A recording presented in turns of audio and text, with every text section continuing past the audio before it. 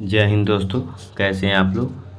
आशा करता हूँ शानदार जिंदाबाद ज़बरदस्त होंगे। दोस्तों हम लोग बिहार एसएससी बिहार कर्मचारी चयन आयोग इंटर स्तरीय संयुक्त प्रतियोगिता परीक्षा का यहाँ पर मॉडल प्रैक्टिस सेट 2 करने जा रहे हैं। मॉडल प्रैक्टिस सेट 1 हम लोग लाइव में पढ़ चुके थे। मॉडल प्रैक्टिस सेट 2 यहाँ पर हम लोग करने जा रहे हैं। जो जिस प्रकार से बिहार एसएससी में क्वेश्चन पूछा जाता है उस प्रकार से इसमें उसी प्रकार से क्वेश्चन को दिया गया है। जो 27 वो सेट है उसमें, ठीक है। खान सर का बुक है, मार्केट में भी आ गया है। और 5 प्रीवियस ईयर है, वो तो हम देख चुके हैं। अगर आप नहीं देखे तो मेरे पिछला वीडियो चैनल पर देख लीजिएगा। और आप मेरे चैनल पर नए हैं तो चैनल को सब्सक्राइब जरूर कीजिएगा। जो 27 वो सेट है उसमें दूसरा सेट हम लोग देखने जा रहे हैं। रोज़ शाम 6 बजे आपको, फिर कल हम लोग तीसरा सेट देखेंगे। 20 मॉडल प्रैक्टिस सेट है जिसमें दूसरा सेट हम लोग देखने जा रहे हैं। यहाँ पर प्रैक्टिस सेट 2 है यहाँ पर, ठीक है। प्रैक्टिस सेट 2 में हम लोग आज बारीकी से पूरा डिस्कशन करेंगे। प्रैक्टिस सेट 2 क्या कर रहा है, यहाँ पर कौन सा क्वेश्चन है, किस प्रकार से क्वेश्चन बिहार एसएससी में पूछा जाता है, उसको हम लोग बारीकी से यहाँ पर अध्ययन करेंगे। और सिर्फ ऑब्जेक्टिव है, सिर्फ जीके जीएस है, ऑब्जेक्टिव है। लगभग 85 ऑब्जेक्टिव है इसमें जीके जीएस का, जो कि बिहार एसएससी में किस प्रकार से पूछा जाता है। इस अध्ययन के आधार पर ये मॉडल प्रैक्टिस सेट बनाया गया है। तो पहला क्वेश्चन कह रहा है कि निम्नलिखित में से कौन सा पुरातात्विक स्थल सिंधु घाटी सभ्यता से संबंधित नहीं है। निम्नलिखित में से कौन सा पुरातात्विक स्थल सिंधु घाटी सभ्यता से संबंधित नहीं है। तो इसका हम लोग बुक से टिक लगा चुके हैं पहले से ही। तो इसका सही ऑप्शन हो जाएगा रोम,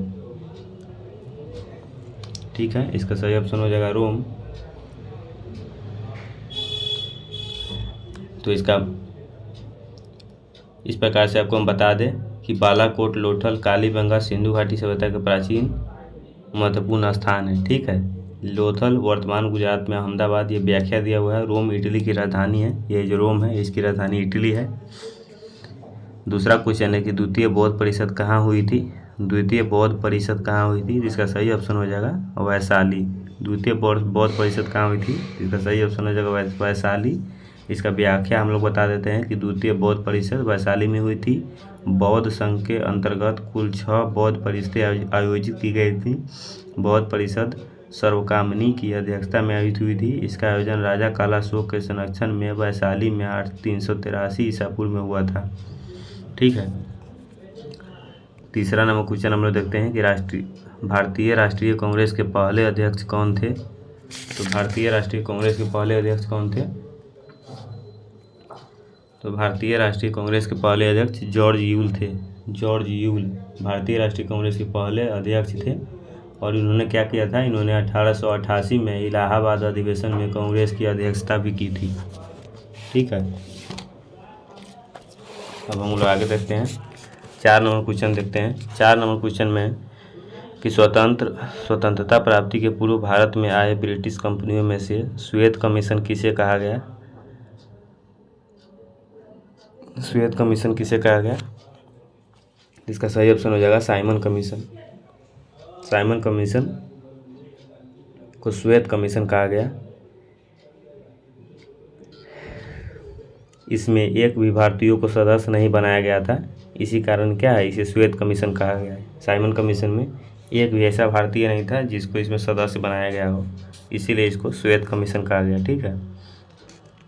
5 नंबर क्वेश्चन है कि ब्रिटिश भारत के किस गवर्नर जनरल ने अस्थायी सरकार की स्थापना के लिए पहल की थी। ब्रिटिश भारत के किस गवर्नर जनरल ने अस्थायी सरकार की स्थापना के लिए पहल की थी। तो लॉर्ड रिपन। लॉर्ड रिपन जो था वो सर्वप्रथम समाचार पत्रों की स्वतंत्रता को बहाल करते हुए 1882 ईस्वी में वर्नाक्यूलर प्रेस एक्ट को समाप्त कर दिया था, यही लॉर्ड रिपन। जिसका सही ऑप्शन हो जाएगा सी, लॉर्ड रिपन।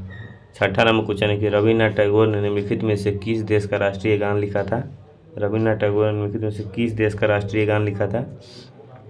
तो बांग्लादेश। रविन्द्रनाथ टैगोर ने निम्नलिखित में से किस देश का राष्ट्रीय गान लिखा था, बांग्लादेश। रविन्द्रनाथ टैगोर ने निम्नलिखित में किस देश का राष्ट्रीय गान लिखे थे, तो बांग्लादेश के राष्ट्रीय गान लिखे थे। और रविन्द्रनाथ टैगोर ने राष्ट्रीय गान अमार सोनार बांग्ला है, जिसे 1905 में बंगाल के पहले विभाजन के समय लिखा गया। 1971 के बांग्लादेश के विभाजन के दौरान इसे बतौर राष्ट्रगान स्वीकार किया गया या बांग्ला भाषा में लिखा गया है। ठीक है।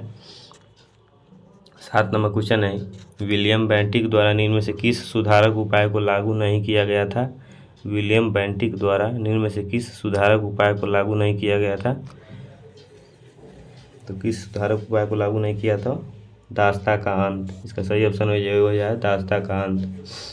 दास प्रथा का अंत विलियम बेंटिक ने नहीं करवाया था। भारत में ब्रिटिश शासन के समय 1843 ईस्वी में इस प्रथा को बंद करने के लिए एक अधिनियम पारित किया गया था। ठीक है। 8वां नंबर क्वेश्चन में है कि इनमें से कौन सा देश द्वितीय विश्व युद्ध के दौरान धुरी राष्ट्र गुट का सदस्य नहीं था? तो कौन सा देश हो जाएगा? सी नंबर ऑप्शन सही हो जाएगा, चीन। चीन हो जाएगा।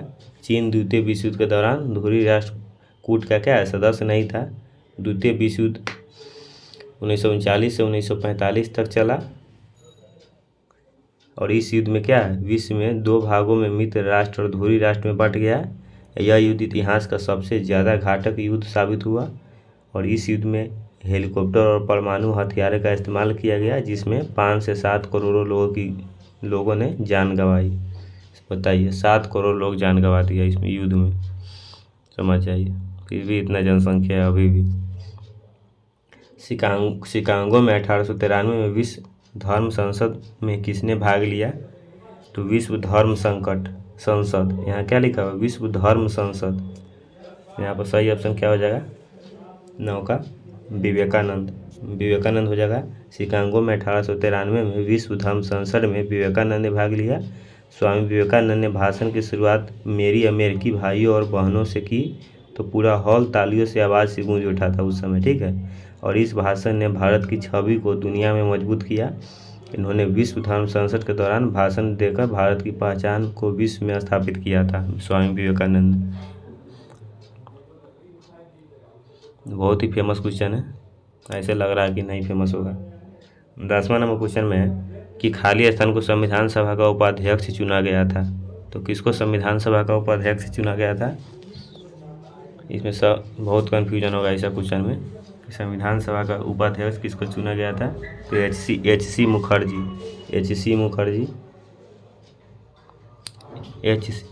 मुखर्जी मतलब हरेंद्र कुमार मुखर्जी भारतीय संविधान सभा के उपाध्यक्ष थे। संविधान सभा कौन थे? उपाध्यक्ष थे।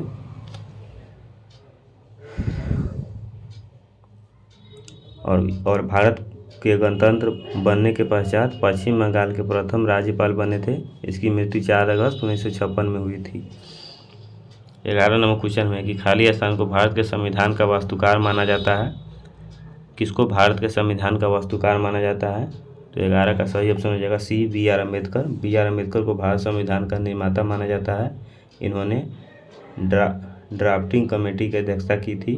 उसी समिति ने संविधान की रचना की थी। ये एक लोकप्रिय भारतीय अर्थशास्त्री, राजनीतिज्ञ और समाज सुधारक थे। 30 सितंबर 1956 को अम्बेडकर ने अनुसूचित जाति महासंघ को समाप्त करके रिपब्लिकन पार्टी ऑफ इंडिया की घोषणा की थी। इसका व्याख्या यही हो गया जो कि बुक में दिया हुआ है।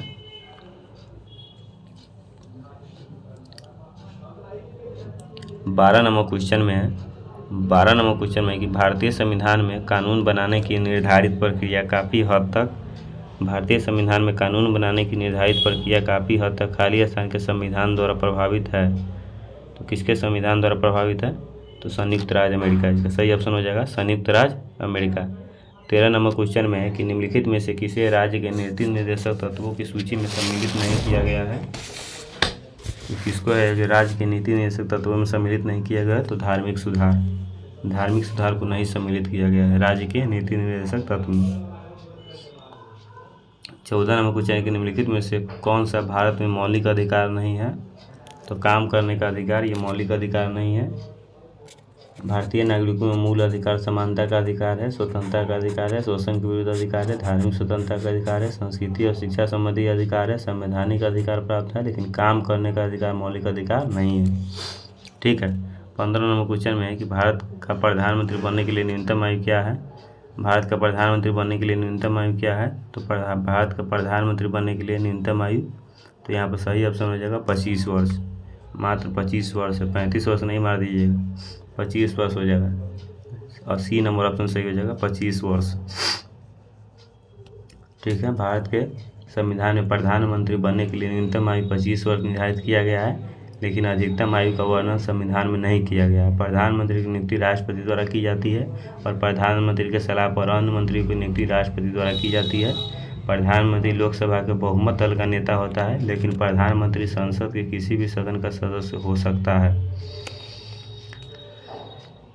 व्याख्या था इसका। 16 नंबर क्वेश्चन है कि लोकसभा का प्रथम अधिवेशन किस वर्ष आयोजित किया गया था? लोकसभा का प्रथम अधिवेशन किस वर्ष आयोजित किया गया था? तो लोकसभा का प्रथम अधिवेशन 1952 में किया गया था आयोजित। 1952 में लोकसभा का प्रथम अधिवेशन कब आयोजित किया गया था? 1952 में। इसका सही ऑप्शन हो जाएगा डी। दोस्तों ये PDF हम बहुत ही मेहनत से बनाए हैं, तो आप लोग इसका फ़ायदा ज़रूर उठाइएगा। मॉडल प्रैक्टिस सेट है। नगर निगम का अध्यक्ष कौन होता है? नगर निगम का अध्यक्ष कौन होता है? तो नगर निगम का अध्यक्ष कौन होता है? महापौर। नगर निगम का अध्यक्ष कौन होता है? महापौर। 18 नंबर क्वेश्चन है कि पहली महिला लोकसभा अध्यक्ष थी। पहली महिला लोकसभा अध्यक्ष कौन थी? मीरा कुमार थी। भारत की पहली महिला लोकसभा अध्यक्ष मीरा कुमार थी। 19 नंबर क्वेश्चन है कि भारतीय संविधान में वह संशोधन जिसने मतदान आयु को 21 से 18 वर्ष तक घटा दिया, कौन सा संशोधन है जिससे मतदान आयु को 21 से 18 वर्ष तक घटा दिया? तो 61वें। भारतीय संविधान के वह संशोधन जिसने मतदान आयु को 21 से 18 वर्ष तक घटा दिया, 61वें संविधान संशोधन। 20 नंबर क्वेश्चन है कि अपनी धुरी पर पृथ्वी के घूर्णन की दिशा है। अपनी धुरी पर पृथ्वी के घूर्णन की दिशा क्या है? तो इसका सही ऑप्शन हो जाएगा पश्चिम से पूरब। पूरब से पश्चिम नहीं मार दीजिएगा, बल्कि हो जाएगा पश्चिम से पूरब। बी नंबर ऑप्शन सही हो जाएगा। 21 नंबर क्वेश्चन है कि प्योंगयांग किस देश की राजधानी है? और ऐसा नहीं कि Bihar SSC model practice set है और इस प्रकार का GK GS का क्वेश्चन है, तो दुनिया का हर एग्जाम में ये पूछ सकता है, समझे। प्योंगयांग किस देश की राजधानी है? तो उत्तर कोरिया। प्योंगयांग उत्तर कोरिया की राजधानी है। 22 नंबर क्वेश्चन है कि वायुमंडल की ओजोन परत मुख्यतः किसके द्वारा नष्ट हो रही है?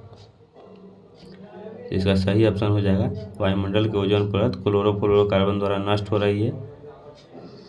बी नंबर ऑप्शन सही हो जाएगा क्लोरोफ्लोरोकार्बन। 23 नंबर क्वेश्चन है कि भारत की मुख्य भूमि का दक्षिणतम अक्षांश क्या है? तो दक्षिणतम अक्षांश क्या है? तो 8 डिग्री 4 अक्षांश। 24 नंबर क्वेश्चन में है। 24 नंबर क्वेश्चन है कि भारतीय हिमालयी क्षेत्र की सबसे ऊंची चोटी है। भारतीय हिमालयी क्षेत्र की सबसे ऊंची चोटी है कंचनजंगा। भारतीय हिमालय क्षेत्र की सबसे ऊंची चोटी कंचनजंगा है और इसी पर ही विश्व की सबसे ऊंची चोटी पर स्थित बायोस्फीयर रिजर्व है। 25 नंबर क्वेश्चन है कि गोदावरी नदी का उद्गम स्थल किस राज्य में है? तो गोदावरी नदी का उद्गम स्थल महाराष्ट्र में है। गोदावरी नदी का उद्गम स्थल महाराष्ट्र त्र्यंबकेश्वर है, महाराष्ट्र में। 26 नंबर क्वेश्चन है कि कृष्णा नदी जल विवाद संबंधित किस राज्य से है? कृष्णा नदी जल विवाद संबंधित महाराष्ट्र, आंध्र प्रदेश, और कर्नाटक। 27 नंबर क्वेश्चन में कि कारक जो जलवायु को प्रभावित नहीं करता है वह है, जो जलवायु को प्रभावित नहीं करता है पृथ्वी की परिभ्रमण गति। पृथ्वी के परिभ्रमण गति जलवायु को प्रभावित नहीं करती है। अक्षांश समुद्र से दूरी और पृथ्वी के परिक्रमण गति जलवायु को प्रभावित करती है। परिभ्रमण गति प्रभावित नहीं करती है, बल्कि परिक्रमण गति प्रभावित करती है, समझे। काली मिट्टी को खाली स्थान भी कहते हैं, तो ये 10वें का क्वेश्चन है। 9वें 10वें में क्वेश्चन पूछा जाता है। तो रेगुर मिट्टी, काली मिट्टी को रेगुर मिट्टी भी कहा जाता है। 29 नंबर क्वेश्चन है कि अलग अलग किस्म की फसल को उसी ज़मीन में बारी बारी से उगाना तकनीकी रूप में कहलाता है। तो फसल प्रत्यावर्तन कहलाता है। क्या कहलाता है? अलग अलग किस्म की फसल को उसी ज़मीन पर बारी बारी से उगाना फसल प्रत्यावर्तन कहलाता है। 30 नंबर क्वेश्चन है कि निम्नलिखित राज्यों में से किसकी सबसे कम जनसंख्या है? तो सिक्किम की सबसे कम जनसंख्या है, सिक्किम की सबसे कम जनसंख्या है। ठीक है, तो आप लोग जीके जीएस के लिए जिंदाबाद रहिए। जीके जीएस का आप मेरे चैनल को सब्सक्राइब करिए और एक पर एक जीके जीएस आपके पास लाते रहेंगे। किस अर्थशास्त्री के अनुसार अर्थशास्त्र मनुष्य के भौतिक कल्याण का अध्ययन है? किस अर्थशास्त्री के अनुसार अर्थशास्त्र मनुष्य के भौतिक कल्याण का अध्ययन है? Adam Smith. एडम स्मिथ के अनुसार अर्थशास्त्र मनुष्य के भौतिक कल्याण का अध्ययन है। व्यष्टि अर्थशास्त्र का संबंध है, व्यष्टि अर्थशास्त्र का संबंध व्यक्तिगत आर्थिक एजेंडों के व्यवहार से और संपूर्ण अर्थव्यवस्था के समझ से। ए बी दोनों सही हो जाएगा ऑप्शन इसका। व्यवहार से और संपूर्ण अर्थव्यवस्था के संबंध से व्यष्टि अर्थशास्त्र की एक शाखा है। 33 नंबर क्वेश्चन में है कि दुधवा नेशनल पार्क कहाँ स्थित है? तो दुधवा नेशनल पार्क कहाँ स्थित है? तो दोस्तों यहाँ पर दुधवा नेशनल पार्क उत्तर प्रदेश में स्थित है। दुधवा नेशनल पार्क यह राष्ट्रीय उद्यान विश्व के बाघों और बारहसिंगा के लिए प्रसिद्ध है। 34 नंबर क्वेश्चन है किसने गार्डन सिटी का सिद्धांत विकसित किया? किसने गार्डन सिटी का सिद्धांत विकसित किया? वेनेजनर हावर्ड। वेनेजनर हावर्ड। गार्डन सिटी का सिद्धांत वेनेजनर हावर्ड द्वारा विकसित किया गया था। एवेनेजर हावर्ड द्वारा विकसित किया गया था। एवेनेजर हावर्ड द्वारा विकसित किया गया था। 35 नंबर क्वेश्चन है कि अंतर्राष्ट्रीय साक्षरता दिवस प्रत्येक किस दिन मनाया जाता है? अंतर्राष्ट्रीय साक्षरता दिवस किस दिन मनाया जाता है? तो अंतर्राष्ट्रीय साक्षरता दिवस 8 सितंबर को मनाया जाता है। अंतर्राष्ट्रीय साक्षरता दिवस 8 सितंबर को मनाया जाता है। 36 नंबर क्वेश्चन है कि खाली स्थान एक रंग बिरंगा और मंत्रमुग्ध कर देने वाला मेला है जो प्रत्येक वर्ष उत्तर प्रदेश के मेरठ में होली के कुछ दिन बाद मनाया जाता है। तो कौन सा मेला है? तो नौचंदी मेला। नौचंदी मेला है तो होली के बाद मनाया जाता है नौचंदी मेला। 37 नंबर क्वेश्चन है कि जेनेटिक कोड की खोज किसने की? जेनेटिक कोड की खोज किसने की? तो हरगोविंद खुराना। इसका सही ऑप्शन हो जाएगा हरगोविंद खुराना। जेनेटिक कोड की खोज किसने की? हरगोविंद खुराना। 38 नंबर क्वेश्चन में है कि श्वेत रंग कणिका का मुख्य कार्य है। तो श्वेत रंग कणिका का मुख्य क्या कार्य है? तो 38 का यहाँ पर बी नंबर ऑप्शन सही हो जाएगा संक्रमण से लड़ना। सही ऑप्शन हो जाएगा संक्रमण से लड़ना इसका मुख्य कार्य है श्वेत रक्त कणिका का। 39 नंबर क्वेश्चन में है कि पौधों में पानी और पोषण तत्वों के परिवहन के लिए संवहनी खाली स्थान ऊतक को कहा जाता है। तो पौधों में पानी और पोषक तत्वों के परिवहन के लिए संवहनी खाली स्थान ऊतक को जाइलम ऊतक कहा जाता है। जाइलम ऊतक कहा जाता है। 40 नंबर क्वेश्चन है कि अम्लीय जठररस किसके द्वारा स्रावित होता है? तो अम्लीय जठररस अमाशय के द्वारा स्रावित होता है। अम्लीय जठररस अमाशय के द्वारा स्रावित होता है। श्वेत रक्त कणिका का मुख्य कार्य है। श्वेत रक्त कणिका का मुख्य कार्य क्या है? संक्रमण से लड़ना। श्वेत रक्त कणिका का मुख्य कार्य क्या है? रक्त में कई कणिकाएं पाई जाती है जैसे कि लाल रक्त कण, श्वेत रक्त कणिका, प्लेटलेट आदि। जिसे श्वेत रक्त कणिका का काम है संक्रमण से लड़ना या किसी भी प्रकार के संक्रमित पदार्थ से शरीर को बचाती है। समझ गए? 42 नंबर क्वेश्चन में है कि प्रत्येक वृक्क किन लाखों छोटी नलिकाओं के बना होता है? प्रत्येक वृक्क किन लाखों छोटी नलिकाओं से बना होता है? तो वृक्काणु नेफ्रॉन्स के बना होता है। प्रत्येक वृक्क वृक्काणु नेफ्रॉन्स के बना होता है। 43 नंबर क्वेश्चन है कि घेंघा खाली स्थान की कमी से होता है। तो घेंघा आयोडीन की कमी से घेंघा रोग हो जाता है। ये 10वें में पढ़े थे हम लोग। मानव शरीर का कौन सा अंग इंसुलिन पैदा करता है? तो मानव शरीर का कौन सा अंग इंसुलिन पैदा करता है दोस्तों? अग्नाशय। अग्नाशय मानव शरीर का अग्नाशय इंसुलिन पैदा करता है। एड्स क्या है? तो एड्स एक घातक मृत्यु रोग है। एड्स क्या है? तो एड्स एक घातक मृत्यु रोग है। थोड़ा धुंधला हो गया है कैमरा की वजह से।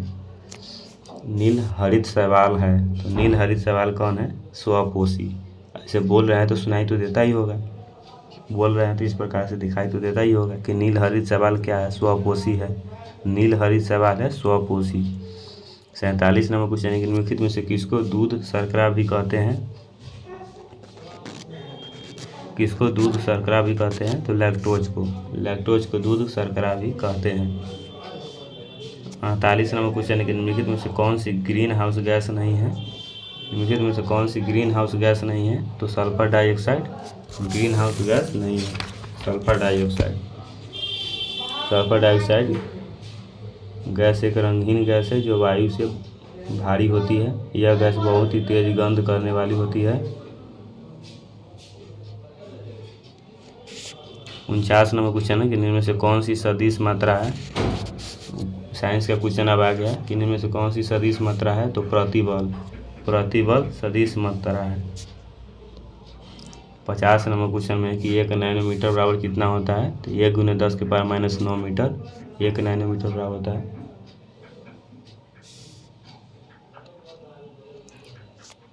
देखिए यहाँ पे 51 नंबर क्वेश्चन में क्या है, हम पढ़ रहे हैं दोस्तों, थोड़ा धुंधला हो गया है, माफ़ी चाहता हूँ।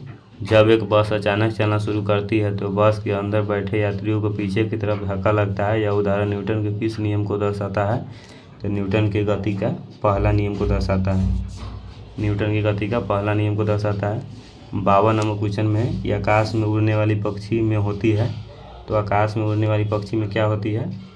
तो आकाश में उड़ने वाली पक्षी में गतिज ऊर्जा और स्थितिज ऊर्जा दोनों होती है। ठीक है, आकाश में उड़ने वाली पक्षी में गतिज ऊर्जा और स्थितिज ऊर्जा दोनों होती है, जिस वजह से उसमें स्थितिज ऊर्जा होगी तथा क्योंकि वह उड़ रहा है। आकाश में उड़ने पक्षी के पास एक ऊंचाई है, जिस वजह से उसमें स्थितिज ऊर्जा होगी तथा क्योंकि वह उड़ रहा है यानी कि उसमें गति है तो उसमें गति ऊर्जा भी होगी।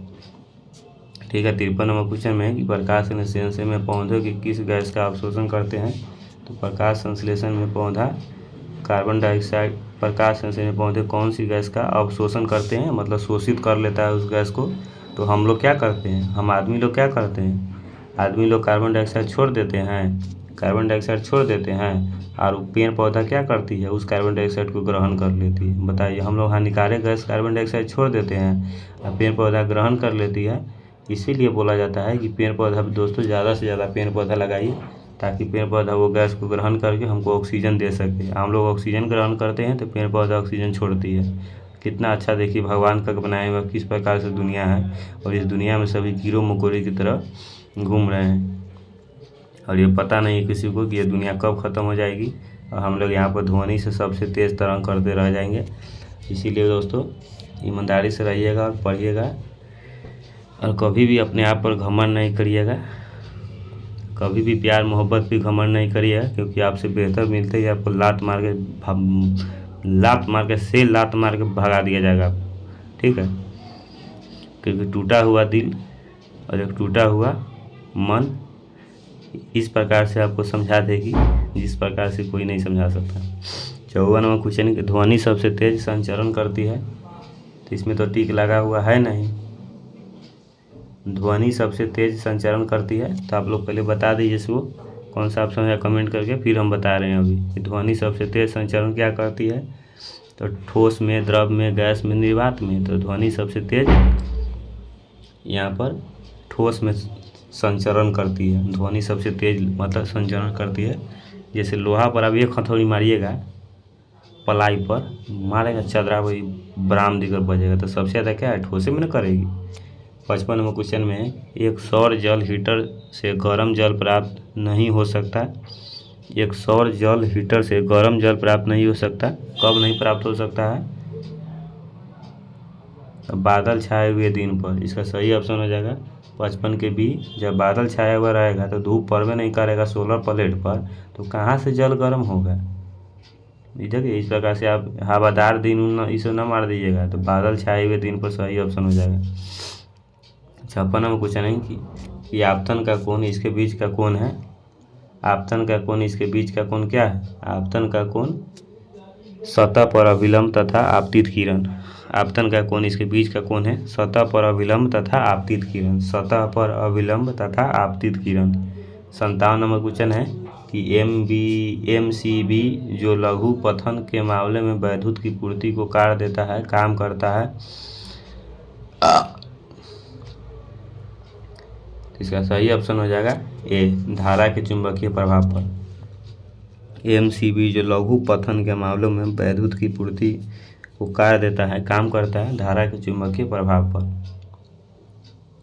58 नंबर क्वेश्चन में है कि आजकल सड़कों पर रोशनी के लिए प्रायः पीले लैंपों का प्रयोग किया जाता है, निम्न में से किस गैस का प्रयोग इन लैंपों में किया जाता है? पीला लैंप में किस गैस का प्रयोग किया जाता है? तो 58 का यहाँ पर ए नंबर ऑप्शन बिल्कुल राइट आंसर हो जाएगा, सोडियम। इसका सही ऑप्शन हो जाएगा सोडियम। वाष्प लाइट आयनीकृत सोडियम का उपयोग electric discharge lamp, street lighting और अन्य रोशनी के लिए किया जाता है। नियॉन का उपयोग उच्च वोल्टेज संकेतक और स्विचिंग गियर लाइटनिंग और एकर्स ड्राइविंग उपकरण के लेजर बनाने के लिए किया जाता है। इसका सोडियम हो जाएगा सही आंसर, सोडियम। 59 नंबर क्वेश्चन है कि निम्न में से किसका उपयोग विस्फोटक के रूप में किया जाता है? इनमें से कौन सा गैस है जिसका उपयोग, साइंस का या केमिस्ट्री का क्वेश्चन है कि किसका उपयोग विस्फोट करने के लिए किया जाता है? तो 59 का ए नंबर ऑप्शन सही होगा, नाइट्रोग्लिसरीन। नाइट्रोग्लिसरीन। 60 नंबर क्वेश्चन में न्यूक्लियॉन का मान होता है, न्यूक्लियॉन का मान क्या होता है? न्यूक्लियॉन का मान क्या होता है? तो 60 का डी नंबर ऑप्शन से हो जाएगा, न्यूट्रॉन एवं प्रोटॉन संख्या। न्यूट्रियॉन का मान होता है न्यूट्रॉन एवं प्रोटॉन संख्या, सही ऑप्शन हो जाएगा। 61 नंबर क्वेश्चन में है कि जलीय NaCl का विद्युत अपघटन उत्पन्न करता है। जलीय NaCl का विद्युत अपघटन क्या उत्पन्न करता है? तो जलीय NaCl का विद्युत अपघटन क्या विद्युत अपघटन उत्पन्न करता है?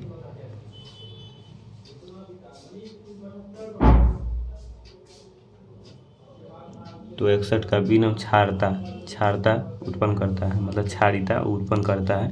62 नंबर क्वेश्चन है कि नाइट्रोजन गैस के अणु में निम्न आबंध है। नाइट्रोजन के गैस के अणु में कौन सा आबंध है? तो नाइट्रोजन गैस के अणु में त्रिसंयोजी आबंध है, त्रिसहसंयोजी आबंध है। 63 नंबर क्वेश्चन है कि मैग्नीशियम रिबन एक चमकदार सफ़ेद लौ के साथ जलता है और सफ़ेद पाउडर में परिवर्तित होता है।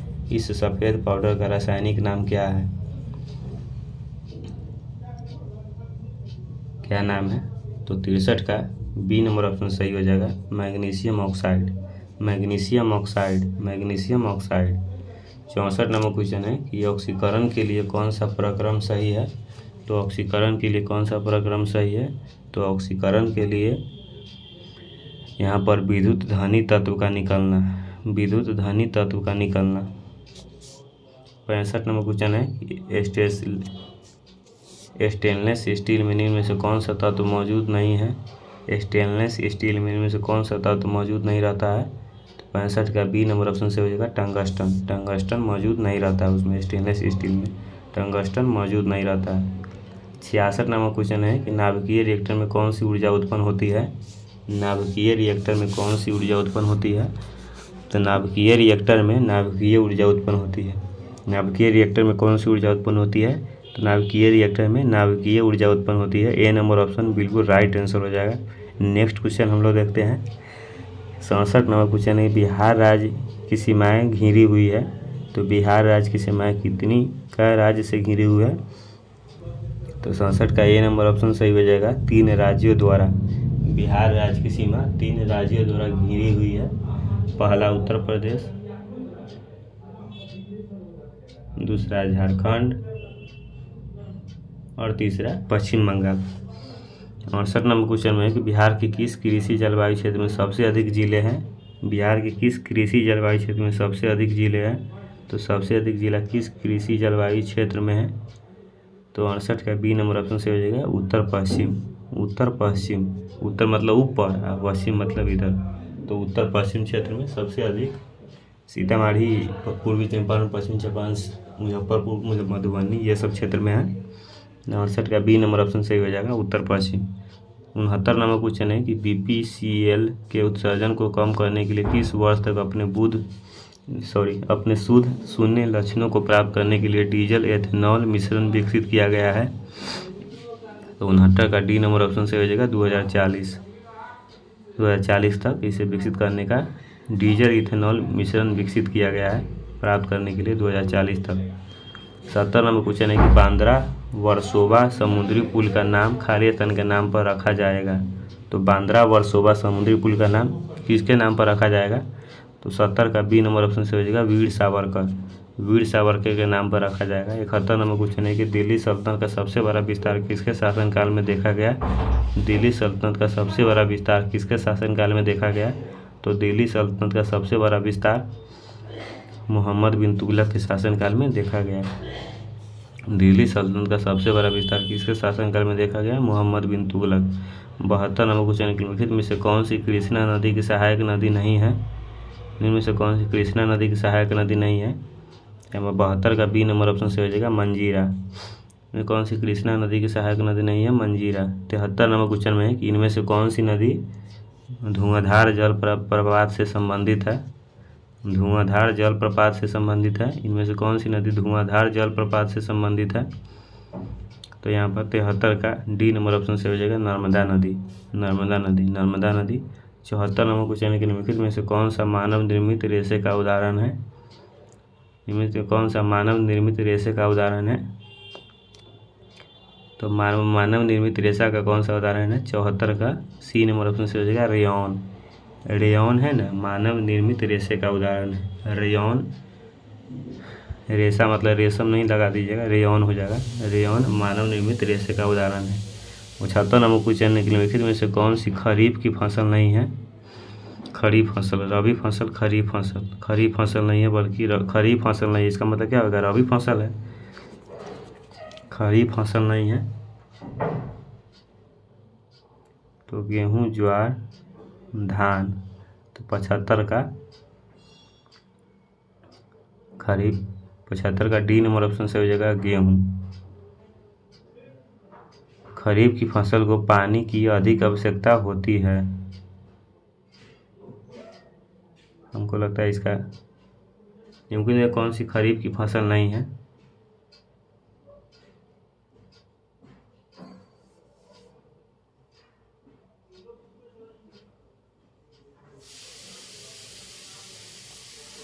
कौन सी खरीफ की फसल नहीं है? तो खरीफ की फसल ही नहीं है, क्योंकि खरीफ की फसलों को पानी की अधिक आवश्यकता होती है और गेहूं में पानी की कम आवश्यकता होती है। निम्नलिखित कौन सी खरीफ की फसल नहीं है? तो खरीफ की फसल ये नहीं है, यह सब है खरीफ की फसल। बाजरा है खरीफ की फसल, धान है खरीफ की फसल, ज्वार है खरीफ की फसल, क्योंकि इन सब में पानी की अधिक आवश्यकता होती है। जैसे धान, ज्वार, बाजरा, मतलब धान, ज्वार, बाजरा ये फसलें वर्षा ऋतु यानी जुलाई अगस्त में बोई जाती है और शरद ऋतु में प्रारंभ यानी नवंबर में काट ली जाती है। और गेहूं क्या है? ये रबी फसल है। 76 नंबर क्वेश्चन है कि राजा राम मोहन राय ने विचारों के प्रसार के लिए तत्वबोधिनी सभा की स्थापना इनमें से किसने की थी? राजा राम मोहन राय के विचारों के प्रचार प्रसार के लिए तत्वबोधिनी सभा की स्थापना इसमें से किसने की थी?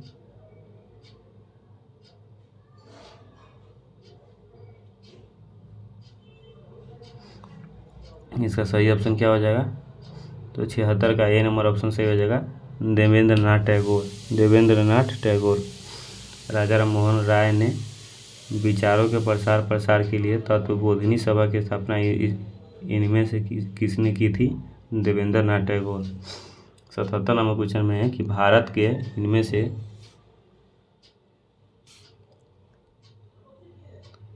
77 नंबर क्वेश्चन है कि भारत में इनमें से किस बंदरगाह का नाम बदलकर दीनदयाल बंदरगाह रखा गया?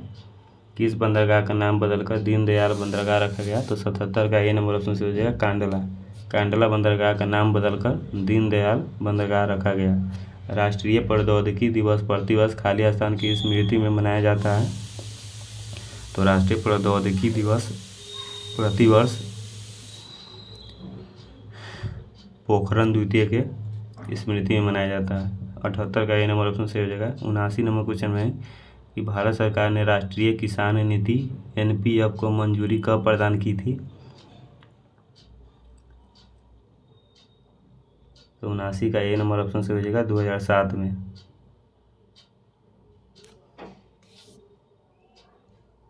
80 नंबर क्वेश्चन, इनमें से किसने मौर्य प्रशासन में अध्यक्षों को विभिन्न विभागों के अधीक्षकों के रूप में उल्लेखित किया था? तो यहाँ पर 80 का ए नंबर ऑप्शन से हो जाएगा कौटिल्य। इनमें से किसने मौर्य प्रशासन के अध्यक्षों को विभिन्न विभागों के अधीक्षकों के रूप में उल्लेखित किया था? कौटिल्य। किस प्रकार से बड़ा क्वेश्चन है। The general theory of employment internet and money के लेखक कौन थे, जिसने अर्थशास्त्र की एक अलग शाखा के रूप में माइक्रोनॉमिक्स की नींव रखी? तो 81 का ऑप्शन देख लेते हैं। तो 81 का ऑप्शन कौन सा सही हो जाएगा? डी नंबर ऑप्शन सही हो जाएगा John Maynard kinase. 82 number question है कि महात्मा गांधी ने किस अधिनियम के विरोध में लोगों से 6 अप्रैल 1919 को एक दिन के लिए अहिंसक विरोध दर्शाने को कहा? तो यहाँ पर 82 का सी नंबर ऑप्शन से हो जाएगा रॉलेट एक्ट के विरोध में। महात्मा गांधी ने रॉलेट एक्ट के विरोध में लोगों को 6 अप्रैल 1919 को एक दिन के लिए अहिंसक विरोध दर्शाने को कहा था। 83 नंबर क्वेश्चन है कि किस संवैधानिक संशोधन को मिनी संविधान के नाम से जाना जाता है, जिसके तहत स्वर्ण सिंह समिति को सिफारिशों को लागू किया गया था? तो 83 का ये नंबर ऑप्शन से हो जाएगा 42वां संवैधानिक संशोधन को मिनी संशोधन के रूप में जाना जाता है। इसमें स्वर्ण सिंह समिति के सिफारिश को लागू किया गया था इसलिए। 84 नंबर क्वेश्चन है कि 5 मार्च 2019 को शुरू हुई प्रधानमंत्री श्रम योगी मानधन PMSYM योजना का लक्ष्य किसे लाभान्वित करना है? तो 84 का ए नंबर ऑप्शन से हो जाएगा असंगठित क्षेत्र के श्रमिकों को लाभान्वित करना है। ठीक है।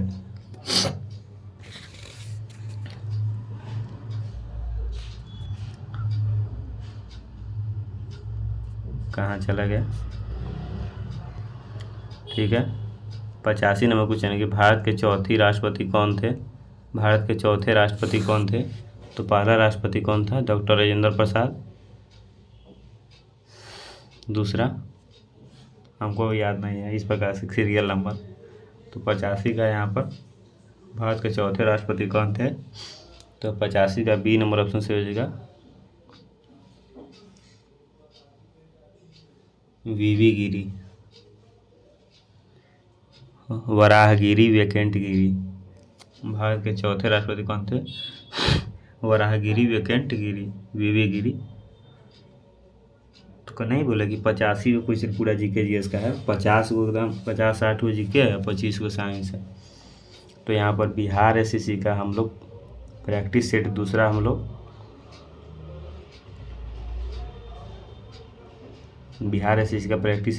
लोग डिस्कशन कर चुके हैं 85 क्वेश्चन। ठीक है। 85 क्वेश्चन में आप लोगों को कितना सही हुआ बताइएगा आप लोग। बिहार SSC पूरा एकदम निकाल कर आना है 2024 में। 85 में कितना स्कोर आप लोग किए हैं कमेंट करिएगा, और दोस्तों के साथ ग्रुप में शेयर कर दीजिएगा, टेलीग्राम चैनल व्हाट्सएप पर हर जगह फैला दीजिएगा ताकि सभी को ये फ़ायदा मिल सके। तो मिलते हैं नेक्स्ट दिन, तब तक के लिए जय हिंद, जय भारत, जय श्री राम, जय बजरंगबली, सीताराम।